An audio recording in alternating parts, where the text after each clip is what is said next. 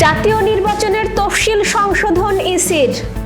নির্বাচন কিভাবে করতে হয় তারও একটা প্রক্রিয়া জানিয়ে গেছেন হাদি, বললেন প্রধান উপদেষ্টা।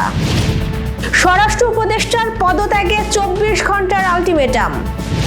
শোক আর ক্ষোভে দেশ জুড়ে হাদির গায়েবানা জানাজা ও দোয়া মাহফিল। মেডিসিন ব্যাংক যশোরের আয়োজনে দিনব্যাপী ফ্রি মেডিকেল ক্যাম্প অনুষ্ঠিত। ব্যয় সংকোচনে পেছাচ্ছে সৌদি 2034 বিশ্বকাপ স্টেডিয়াম প্রকল্প। দর্শক, আমাদের রাতের আয়োজনে আপনাদের সাথে আছি আমি স্বপ্না দেবনাথ। শুনছিলেন প্রধান শিরোনাম। এছাড়াও রয়েছে দক্ষিণ পশ্চিমাঞ্চলের রাজনৈতিক, সামাজিক, অর্থনৈতিক ক্ষেত্রের বিভিন্ন গুরুত্বপূর্ণ খবর। বিস্তারিততে যাওয়ার আগে আপডেট খবর পেতে গ্রামীণ কাগজের ইউটিউব চ্যানেল সাবস্ক্রাইব এবং ফেসবুক পেজ ফলো করে রাখুন।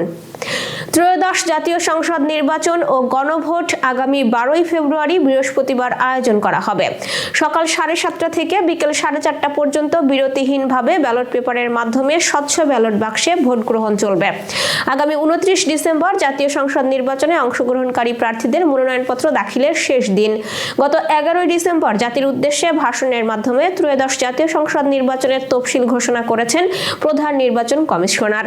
তবে 18 ডিসেম্বর তফসিল সংক্রান্ত সংশোধিত প্রজ্ঞাপন জারি করে নির্বাচন কমিশন। এতে মনোনয়নপত্র বাছাইয়ে রিটার্নিং অফিসারের সিদ্ধান্তের বিরুদ্ধে আপিল দায়েরের সময় 2 দিন কমিয়ে আপিল নিষ্পত্তির সময় 2 দিন বৃদ্ধি করেছে ইসির সংশোধিত প্রজ্ঞাপন অনুযায়ী মনোনয়নপত্র বাছাইয়ের রিটার্নিং কর্মকর্তার সিদ্ধান্তের বিরুদ্ধে আপিল দায়েরের তারিখ 5 থেকে 11 জানুয়ারি সোমবার থেকে রোববার পরিবর্তে 5 থেকে 9 জানুয়ারি সোমবার থেকে শুক্রবার হবে।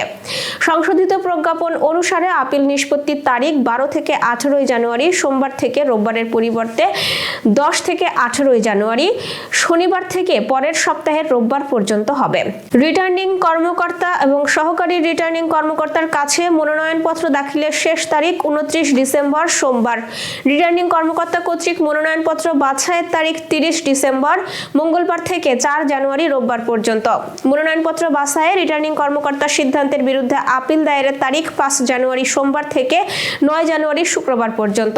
আপিল নিষ্পত্তির তারিখ 10 জানুয়ারি শনিবার থেকে 18 জানুয়ারি রোববার পর্যন্ত। প্রার্থিতা প্রত্যাহারের শেষ তারিখ 20 জানুয়ারি মঙ্গলবার। প্রতীক বরাদ্দের তারিখ 21 জানুয়ারি বুধবার এবং ভোট গ্রহণ 12 ফেব্রুয়ারি বৃহস্পতিবার।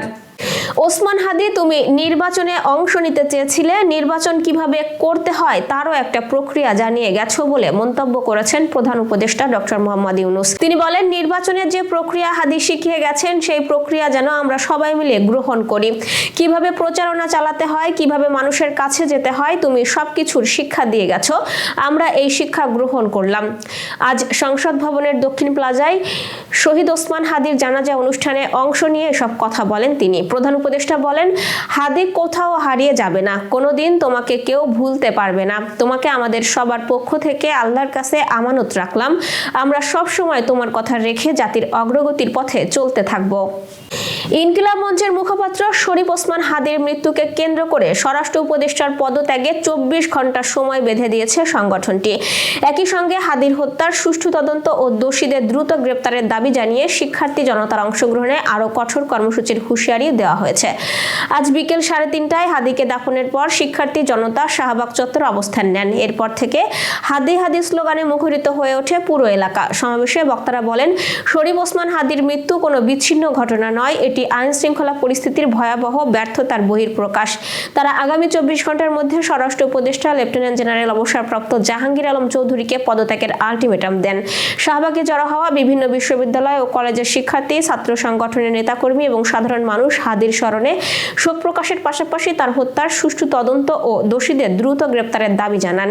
স্লোগান, ব্যানার ও ফেস্টুনে উঠে আসে হাদির সংগ্রামী জীবনের নানান বার্তা। এবার যশোর সহ আঞ্চলিক সংবাদ।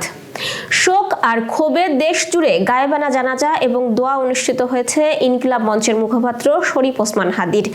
আজ দেশের বিভিন্ন প্রান্তে বিভিন্ন রাজনৈতিক দল সংগঠনের আয়োজনে নানা শ্রেণী পেশার মানুষ জানাজায় অংশ নেন এবং হাদির রুহের মাগফিরাত কামনা করেন। একই সঙ্গে হত্যাকাণ্ডে জড়িতদের দ্রুত গ্রেপ্তার ও দৃষ্টান্তমূলক শাস্তির দাবি উঠে আসে। আজ দুপুরে জোহর নামাজ শেষে যশোর কেন্দ্রীয় ঈদগাহে সর্বস্তরের জনতার ব্যানারে দোয়া অনুষ্ঠিত হয়। দোয়া অনুষ্ঠানের পূর্বে সংক্ষিপ্ত আলোচনা আলোচনা করেন বিএনপির খুলনা বিভাগীয় ভারপ্রাপ্ত সাংগঠনিক সম্পাদক অনিন্দ্য ইসলাম অমিত। এই আয়োজনে নানা শ্রেণী পেশার মানুষ অংশ নেন। জেলা জামায়াতে ইসলামীর উদ্যোগে আলোচনা সভা ও দোয়া মাহফিল অনুষ্ঠিত হয় বিকেলে। স্মরণ সভায় সভাপতিত্ব করেন জেলা জামায়াতের নায়েবে আমির মাওলানা হাবিবুর রহমান। অভয়নগর থেকে প্রতিনিধি জাকির হোসেন হৃদয় জানিয়েছেন, জামায়াতে ইসলামী অভয়নগর উপজেলা শাখার আয়োজনে দোয়া অনুষ্ঠিত হয়েছে। নোয়াপাড়া মডেল মাধ্যমিক বিদ্যালয় চত্বরে দোয়া অনুষ্ঠিত হয়। অভয়নগর উপজেলা জামায়াতে ইসলামীর আমির সর্দার শরীফ হোসেনের সভাপতিত্বে প্রধান অতিথি ছিলেন যশোর জেলা জামায়াতে ইসলামীর আমির অধ্যাপক গোলাম রসুল। কেশবপুর থেকে রায়হান জনি জানিয়েছেন, বিপ্লবী ছাত্র জনতার উদ্যোগে শহরের পাবলিক ময়দানে গায়েবানা জানাজা অনুষ্ঠিত হয়েছে। জানাজার পূর্বে উপস্থিত বক্তারা বলেন, ওসমান হাদি ছিলেন জুলাই বিপ্লবের অন্যতম নায়ক। শহীদ শরীফ ওসমান হাদি কোনো রাজনৈতিক দলের এজেন্ডা ছিলেন না এবং তিনি কোনো দলের বিরুদ্ধে বক্তব্য দেননি। তিনি কেবল বাংলাদেশের স্বার্থ, স্বাধীনতা ও সার্বভৌমত্ব নিয়ে কথা বলেছেন এবং ভারতের আধিপত্যবাদের বিরুদ্ধে অবস্থান নিয়েছিলেন। প্রতিনিধি গণেশ পাল জানিয়েছেন, বাগেরহাটের মোরেলগঞ্জে জামায়াত ইসলামীর উদ্যোগে আলোচনা সভা ও দোয়া মাহফিল অনুষ্ঠিত হয়েছে। আসর নামাজ বাদ আবু হুরাইরা আদর্শ দাখিল মাদ্রাসা মাঠে উপজেলা ও পৌর জামায়াত ইসলামীর উদ্যোগে আলোচনা সভায় প্রধান অতিথির বক্তৃতা করেন বাগেরহাট ৪ মোরেলগঞ্জ শরণখোলা আসনের জামায়াত ইসলামীর মনোনীত প্রার্থী অধ্যক্ষ আব্দুল আলিম। সুনামগঞ্জ থেকে মুশফিকুর রহমান স্বপন জানিয়েছেন, হাদির হত্যাকারীদের দৃষ্টান্তমূলক শাস্তির দাবিতে বিক্ষোভ মিছিল করেছে সুনামগঞ্জ মেডিকেল কলেজের শিক্ষার্থীরা। সুনামগঞ্জ সিলেট আঞ্চলিক মহাসড়কের পাশেই এই বিক্ষোভ মিছিল অনুষ্ঠিত হয়। মেডিসিন ব্যাংক যশোরের আয়োজনে দিনব্যাপী ফ্রি মেডিকেল ক্যাম্প অনুষ্ঠিত হয়েছে। আজ যশোর সদর উপজেলার চাচড়া ইউনিয়নের সারাপোল মধ্যপাড়া সরকারি প্রাথমিক বিদ্যালয় মাঠে এই ক্যাম্প অনুষ্ঠিত হয়। বিএনপির ভাইস চেয়ারম্যান এবং মেডিসিন ব্যাংকের প্রতিষ্ঠাতা সচিব অধ্যাপক নার্গিস বেগম ক্যাম্পের উদ্বোধন করেন। এ সময় তিনি বলেন, সকল ধর্মের মূল কাজ হলো মানবতার সেবা করা। মেডিসিন ব্যাংক দীর্ঘদিন ধরে ফ্রি মেডিকেল ক্যাম্পের মাধ্যমে মানব সেবা করে আসছে। হাসপাতালে ভর্তি রোগীর ওষুধ কিংবা রক্তের প্রয়োজন হলে মেডিসিন ব্যাংকের কার্যালয়ে যোগাযোগ করার জন্য আহ্বান জানান তিনি। উদ্বোধনী অনুষ্ঠানের সভাপতিত্ব করেন মেডিসিন ব্যাংকের চেয়ারম্যান ও যশোর জেনারেল হাসপাতালের তত্ত্বাবধায়ক হুসাইন সাফায়াত। দিনব্যাপী ফ্রি মেডিকেল ক্যাম্পে চক্ষু, মেডিসিন, গাইনি, শিশু, দন্ত বিভাগের মোট 765 জন রোগী চিকিৎসা সেবা ও প্রয়োজনীয় ওষুধ সামগ্রী গ্রহণ করেন। Renaissance hospital and diagnostic centre. রেনেসাতেই মিলছে কম খরচে উন্নত সেবা। তাই নিশ্চিন্তে আমাদের সেবা নিন, সুস্থ থাকুন। Renaissance hospital and diagnostic centre, সদর হাসপাতাল মোড়, দরাটানা, যশোর।